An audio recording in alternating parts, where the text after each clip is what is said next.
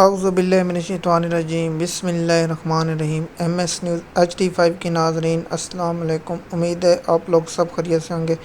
آج کا ہمارا ایک مین ٹاپک ہے، وہ ہے main topic lieutenant general Asim Malik نے بطور DGISI کا عہدہ چارج سنبھال لیا ہے۔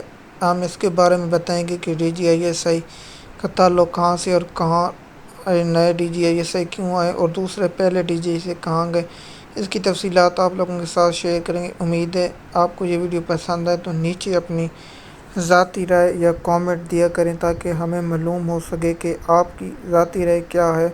اس کی تفصیلات آپ لوگوں کے ساتھ شیئر کریں گے۔ سب سے پہلے آپ کو بتائیں گے پاکستان کی خفیہ ادارہ ایجنسی، مثال کے طور پر ISI انٹر سروس انٹیلیجنس کے جو سربراہ تھے DGISI ندیم انجم، وہ ریٹائر ہو گئے۔ اس کے بعد نئے DGISI جنرل عاصم ملک بطور DGISI عہدے کا چارج سنبھال لیا۔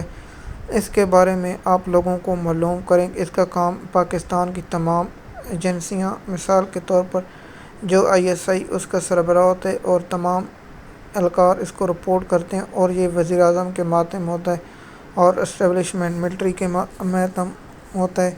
اب پاکستانی قوم دعا کرتے کہ اللہ پاک اسے پاکستان قوم اور دیگر عہدوں یا پاکستان کے مفاد اور پاکستان کے مفاد کے لیے کام کرنے کی توفیق دے اور دشمن کے ارادوں کو ناکام کرے اور پاکستان کی سلامتی کے لیے کام کرے۔ امید ہے کہ یہ DGISI سیاسی معاملات سے دور رہیں گے اور پاکستانی قوم کی جو امنگیں ہیں اس کی ترجمانی ہوگی۔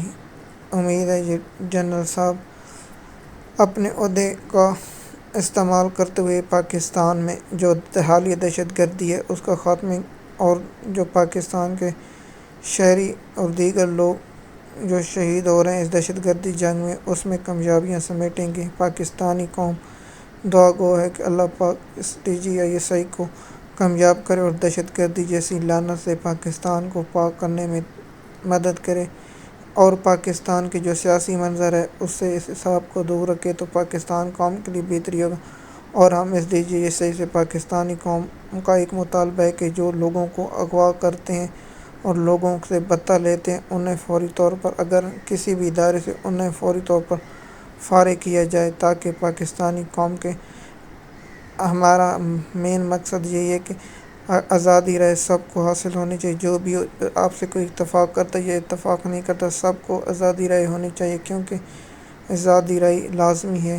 مثال کے طور پر آپ جانتے ہیں یہ اہم عہدہ ہے۔ اس کے بعد اگلا ریٹائرمنٹ کا عہدہ چیف جسٹس آف پاکستان کا، جیسے قاضی فیض عیسیٰ کی ریٹائرمنٹ کا ہے، اور یہ جنرل صاحب آج پہلے دن اس نے عہدے کا چارج سنبھال لیا۔ انشاءاللہ امید ہے پاکستانی قوم کے امنگوں کے مطابق کام ہوگا، اور نئے DGISI سے پاکستان کو اس کو عہدے سنبھالنے پر مبارکباد دیتی ہے اور دعا کرتے کہ اللہ پاک اسے کامیابیاں عطا فرمائے اور بھارت کے جو عزم ہے انہیں ناکام کرنے میں کی توفیق عطا فرمائے، اور پاکستان کی سلامتی اور پاکستان کی خوشحالی کے لیے ان کا کردار بہت اہم ہوتا ہے DGISI کا، اور ہم دعا کرتے ہیں کہ پاکستان کی کامیابی اور اصلاحات اور جو پاکستانی قوم کو مسائل ہیں ان کے حل ہو، اور پاکستان کا سب سے بڑا، آپ لوگوں کو چھپا ڈوکا نہیں، سب سے بڑا مسئلہ سیاسی استحکام ہے، اور ہم پاکستانی قوم چاہتے ہیں کہ سیاسی استحکام ختم ہو۔ مثال کے طور پر جو پاکستان کی معیشت کے حالات ہیں، جو پاکستان کے بے روزگاری ہیں، ان میں اہم کردار ادا کریں، اور سب سے بڑا مین مقصد یہی ہے کہ